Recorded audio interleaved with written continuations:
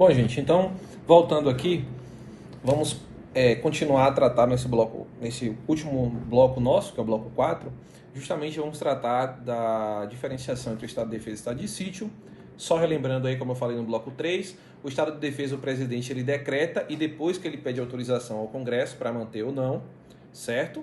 Agora, no estado de defesa, ou melhor, no estado de sítio, perdão, o presidente da República ele tem que solicitar a autorização, tá, gente? Primeiro ele solicita a autorização do Congresso, depois o Congresso Nacional, por maioria absoluta, lembra o que é a maioria absoluta? Que difere da maioria relativa. Já falei disso em sala de aula também. A maioria relativa, gente, simplesmente é a maioria dos presentes, tá? O que difere da maioria absoluta, que tem que sempre trazer um percentual acima dos 50%. Beleza? Então, a maioria relativa é simplesmente a maioria dos presentes. A maioria absoluta, ele tem um quórum mais qualificado, levando em conta todos os membros do Congresso Nacional.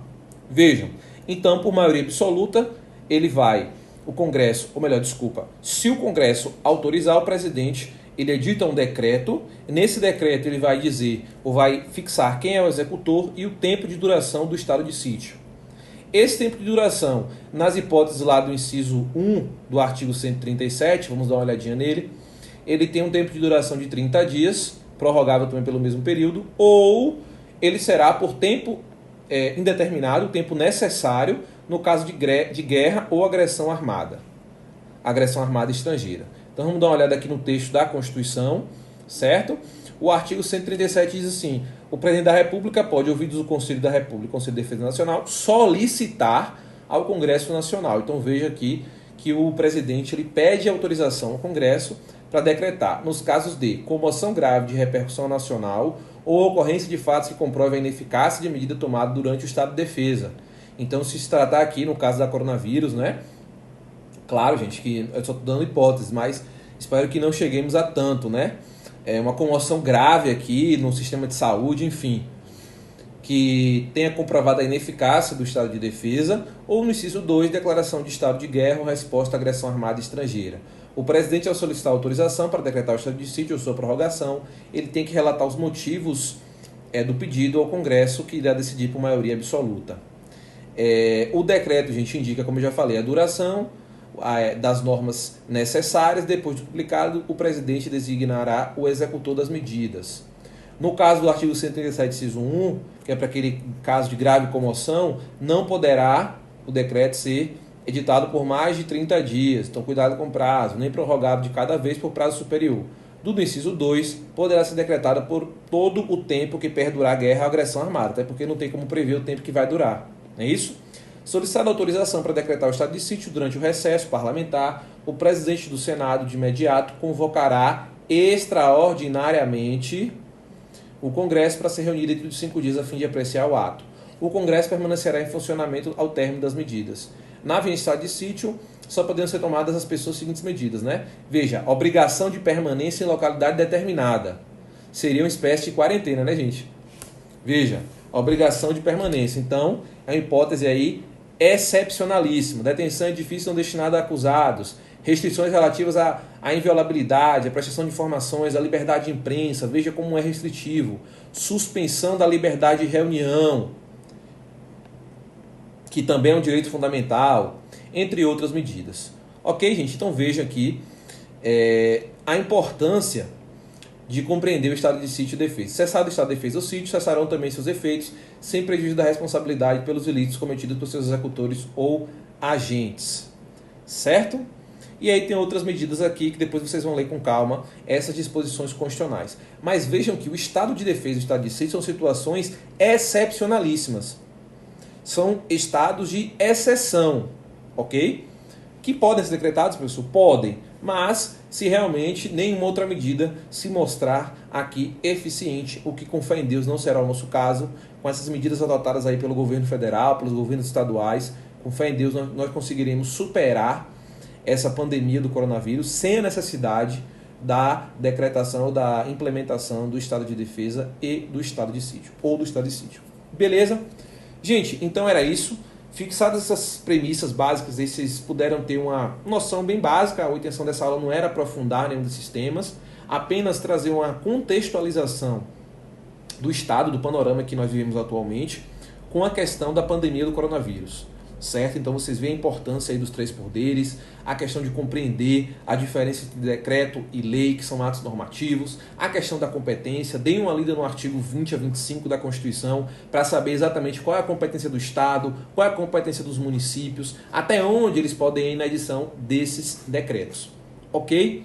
E além disso, deu para perceber e entender qual é o fundamento, por que e como que os prefeitos, os governadores e os presidentes podem atuar editando esses decretos aí e até mesmo leis, né? Temos uma lei, mas essa lei é uma lei federal de combate, medidas de combate aí ao coronavírus. Só para fechar aqui, seria possível um decreto fixar, através de decreto, fixar a pena de prisão? Vamos imaginar aí, vir uma quarentena que ninguém pode sair de casa. Gente, isso ainda não aconteceu, tá? Trata-se de uma recomendação, que as pessoas têm que ficar em casa. A quarentena mesmo, que aí não pode abrir, seriam para, por exemplo, para os comércios, né, que não podem funcionar. Mas as pessoas estão proibidas de sair de casa? Ainda não, proibidas não. Existe uma recomendação e que todos devem se manter em casa. Ok. E pode ser editado um decreto municipal, estadual, federal, prevendo o seguinte, que se as pessoas saírem de casa, elas poderão ser presas, ou pior, através de um decreto, trazer um novo crime. Seria possível, gente? Fixar uma norma incriminadora por meio de decreto? E a resposta é não. Não mesmo. Ok? Crime só por meio de lei. Lei em sentido formal. Professor, mas pode através de um decreto do presidente, de uma medida provisória? Não. Crime não. Por exemplo, vamos criar um crime. Sair de casa durante o período da pandemia do coronavírus. Pena, reclusão de 1 a 3 anos. Seria possível, gente, um decreto municipal, estadual, federal fixando isso, trazendo um crime, um tipo penal? Resposta, não, ok? Crime só por meio de lei e lei federal trabalhada, discutida e votada pelo Congresso Nacional. Muito cuidado, porque as próximas questões de prova podem estar trazendo alguma coisa nesse sentido. Ok, vamos agora responder alguns exercícios aqui. Eu sempre indico o site do Que Concursos, então podem entrar lá, se cadastrar, responder 10 questões gratuitamente e ler os comentários. Lembre dos comentários. Além disso, o Que Concursos vocês podem estar respondendo além das 10 questões. Agora, depois das 10 questões, vocês não poderão registrar a sua resposta, né, para contar lá no seu sistema. Vocês podem estar respondendo, porém não vai estar contabilizando. Para contabilizar mais de 10, aí só se você pagar a assinatura. Bom, vamos aqui para a nossa resolução de questões. Gente, questão de 2019 aí da banca FCC. Diante do que dispõe a Constituição Federal acerca dos direitos fundamentais, os direitos e garantias fundamentais. Letra A. Nenhum brasileiro será extraditado, salvo naturalizado, em caso de crime comum, praticado durante ou após a naturalização, ou de comprovado envolvimento em tráfico ilícito de entorpecentes e drogas afins da forma da lei. Qual é o erro? O erro é esse aqui, ó, após a naturalização. Certo? Vocês vão ler no artigo 5º, um de seus incisos, que em caso de crime praticado antes da naturalização. Ok? Ou de comprovado envolvimento com tráfico ilícito de entorpecentes e drogas afins na forma da lei. Então essa aqui está errada. Letra B. É livre exclusivamente aos brasileiros natos naturalizados a locomoção em território nacional em tempo de paz, podendo nos termos da lei dele permanecer, entrar ou dele sair com seus bens. Errado também, porque não é exclusivo dos brasileiros natos naturalizados, não é isso? Lembra que eu falei em aula que dentro dos direitos fundamentais, o Supremo entende que também se estende aos estrangeiros, residentes e não residentes no país. Letra C. Admite-se a prática de tortura em caso de guerra declarada. Errado. O que admite-se é a pena de morte. Errado também. A pequena propriedade rural, assim definida em lei e trabalhada pela família, somente poderá ser objeto de penhora para o pagamento de débitos decorrentes de sua atividade produtiva. Também está errado. Não é isso que fala o artigo 5º. E a nossa alternativa correta, a letra E. A pena será cumprida em estabelecimentos distintos, de acordo com a natureza do delito, a idade e o sexo do apenado. Resposta correta. Próxima questão. Também do ano de 2019, banca FCC. Aqui eu não consegui achar questões da banca seleta, tá, gente? Que é a banca que vai fazer o concurso da Prefeitura de Serrinha. Bom, se estiver um pouquinho rápido, podem pausar o vídeo aí, fiquem à vontade. Vamos lá, o direito à liberdade de crença inclui o de aderir a uma religião. Beleza. Não englobando o direito de realizar culto religioso? Errado. Engloba sim a liberdade de culto no artigo 5º. Por se tratar de direito de crer em algo, não englobando o ateísmo. Errado. É possível sim a pessoa não pertencer a nenhuma religião ou simplesmente ser ateu. O de mudar de religião e ainda o direito de não aderir a religião alguma, ou mesmo o direito de ser ateu. Resposta correta, já sabemos a resposta aqui, né? É possível sim que a pessoa não queira aderir a nenhuma religião. Vivemos num estado laico. Letra D, o de exercer culto desde que em local privado. Errado. Não englobando o direito à liturgia também está errado, porque esse direito também está incluso entre os direitos fundamentais. Tá? Vamos pular para mais uma questão. 2019 também, de acordo com a Constituição da República, para preservar em locais restritos e determinados a ordem pública ou a paz social atingida por calamidades de grandes proporções de natureza, ou, letra A, Congresso Nacional, a pedido do governador do estado atingido e ouvido o Ministério Público Federal, poderá decretar intervenção. Resposta, ou melhor, alternativa equivocada, né, gente? Não existe se a pedido do governador. Aqui teremos apenas uma deliberação do presidente da República, que irá ouvir o Conselho da República e o Conselho de Defesa Nacional. Vamos lá, o presidente da República, ouvido o Conselho da República e o Conselho de Defesa Nacional, poderá decretar o estado de defesa. E aí, pode ser essa a resposta, né? Vamos seguir. Congresso Nacional poderá decretar. Errado. Já sabemos aqui que não é o Congresso que decreta. Certo? A pedido do presidente da República é autorizado pelo Supremo Tribunal Federal. Totalmente errado, o Supremo não participa aqui dessa forma de decreto, nem do estado de defesa, nem do estado de sítio. Presidente da República, ouvido o Conselho de Defesa Nacional, poderá decretar o estado de calamidade pública. Não.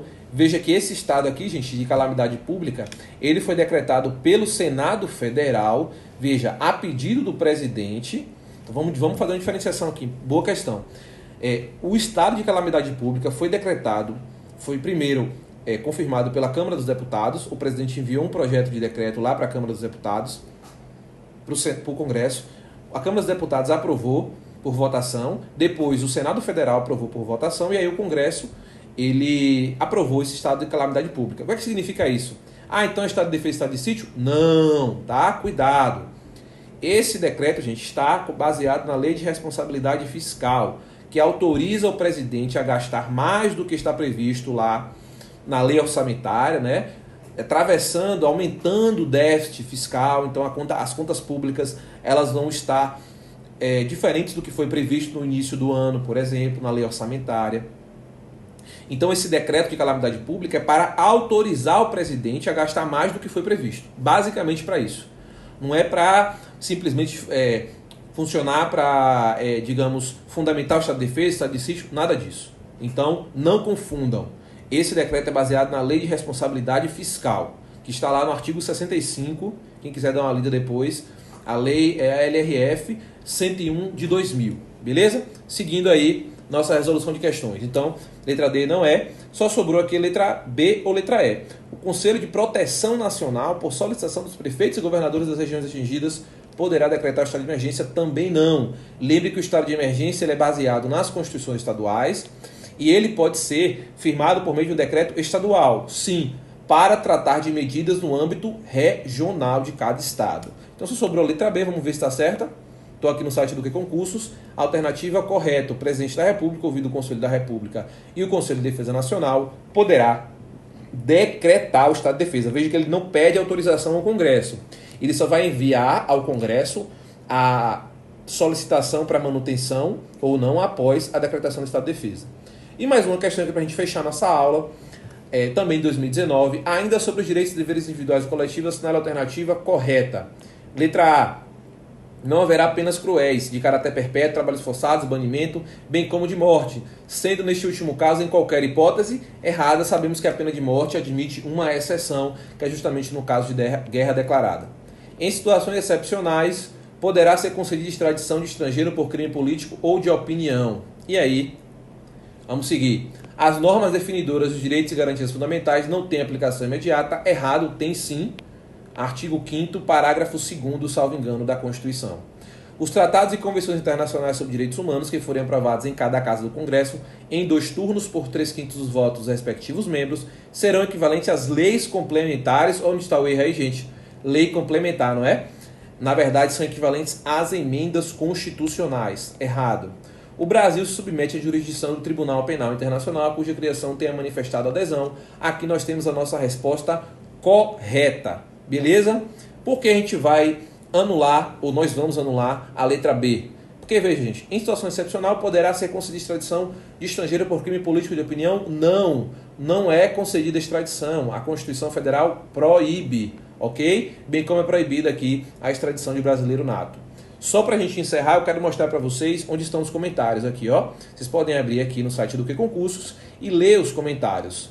Vejam como os comentários são bons. Dá para dar uma boa lida, dá para dar uma boa revisada, certo? Lembrando que vocês podem ler comentários de mais de 10 de forma gratuita, quantas questões vocês quiserem. O que vocês não poderão fazer, se a sua assinatura no Que Concurso for gratuita, você não vai poder registrar no sistema mais de 10 respostas. Mas você pode ficar lá utilizando de forma gratuita, tranquilamente.